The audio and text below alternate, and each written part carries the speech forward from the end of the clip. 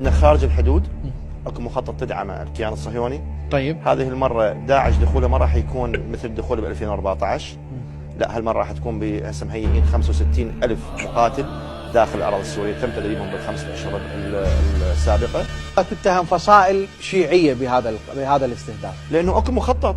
طيب اكو مخطط، واخر مخطط تم رسمه في يوم 19/6 في انقره بحضور رئيس رجب طيب اردوغان، وقال هالمرحله الجايه يجب ان نقوي المحور السني، والمحور الشيعي لازم لا يجب ان لا يكون له وجود بحضور السيد الحلبوسي والسيد الخنجر وابو مازن. هسه هاي 19/6/2025.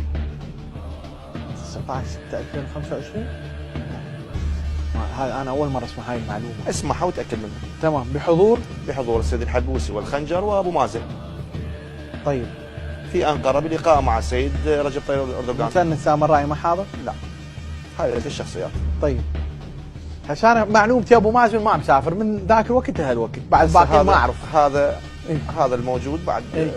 المعلومه تاكدوا من جنابكم. طيب زين، الكلام المحور الشيعي لا وجود له، تقويه المحور السني، نبذ الخلافات، نبذ التخاصم بين الاحزاب السنيه، وتوجه الى ساحه موحده والى اخره. طيب. واكو 3 محاور وهسه اكو مجهزين، واحنا ناشدنا الحكومه العراقيه وراح نطلقها عبر برنامجكم المحترم وقناتكم المحترمه، انه توجد مخططات.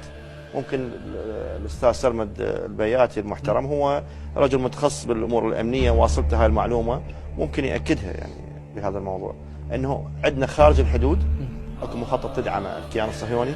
طيب هذه المره داعش دخوله ما راح يكون مثل دخوله ب 2014.